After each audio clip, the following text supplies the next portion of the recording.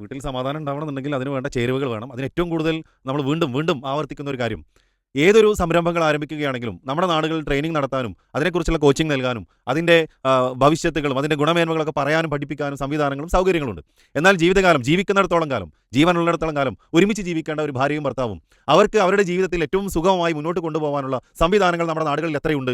അതിനുവേണ്ടി നമ്മൾ എത്രത്തോളം തയ്യാറാവുന്നുണ്ട് എന്നൊരു ചോദ്യം പീസ് റേഡിയോ സ്നേഹക്കൂട് നിങ്ങളോട് ഈ ഒരു അവസരത്തിൽ വീണ്ടും ആവർത്തിക്കുകയാണെന്ന്. പ്രിയപ്പെട്ടവരെ, നമ്മൾ ഓർക്കേണ്ടത്, നമ്മൾ പലപ്പോഴും പ്രശ്നങ്ങൾ ഉണ്ടാകുമ്പോൾ മാത്രമാണ് അതിൻ്റെ പരിഹാര മാർഗ്ഗങ്ങൾ തേടിക്കൊണ്ട് പോകാറുള്ളത് എന്നാണ്. പക്ഷേ ഈ പ്രശ്നങ്ങൾ വരാതിരിക്കാനുള്ള മുൻകരുതലുകൾ ഉണ്ടെങ്കിൽ ആ മുൻകരുതലുകൾ എന്തുകൊണ്ട് നമുക്ക് എടുത്തുകൂടാം? അപ്പോൾ അതുകൊണ്ട് വൈവാഹിക ജീവിതത്തിലേക്ക് പറഞ്ഞു വിടുന്നതിന് മുമ്പ് നമ്മുടെ മക്കളെയൊക്കെ ആ വൈവാഹിക ജീവിതത്തിൻ്റെ അടിസ്ഥാനപരമായ കാര്യങ്ങളെക്കുറിച്ച് പഠിപ്പിച്ചു കൊടുക്കാൻ നമ്മൾ സന്നദ്ധരാവണമെന്നാണ്. പലപ്പോഴും ഇതൊക്കെ കുഞ്ഞുനാളുകളിൽ മദ്രസകളിൽ നിന്ന് വളരെ കുറച്ച് ബാലപാഠങ്ങൾ മാത്രമേ അവർക്ക് ലഭിക്കുന്നുള്ളൂ എന്നാണ്. പക്ഷെ അതിനുശേഷം നമ്മുടെ മക്കൾ ആരും ഒരു ദീനി സംരംഭത്തിലോ അല്ലെങ്കിൽ ഒരു ദീനി സംവിധാനത്തോടു കൂടിയോ ഇതുപോലെയുള്ള കാര്യങ്ങൾ, ഒരു വിവാഹ ജീവിതത്തിനെക്കുറിച്ചും അവിടെ തനിക്കുള്ള ഉത്തരവാദിത്തത്തിനെക്കുറിച്ചും തൻ്റെ ഭർത്താവിന് ഭാര്യയോട് അവിടെയുള്ള മറ്റു ആളുകളോടൊക്കെയുള്ള തങ്ങളുടെ ബന്ധത്തിനെക്കുറിച്ചൊന്നും പലപ്പോഴും അറിയാറില്ല എന്നുള്ളതാണ്. അതൊക്കെ ബന്ധങ്ങൾ തകരാൻ, കുടുംബം സന്തോഷമുള്ളതിൽ നിന്നും സങ്കടത്തിലേക്ക് എത്തിച്ചേരാൻ ഇടയാക്കുന്നു എന്ന് കൂടി പറയുകയാണ്.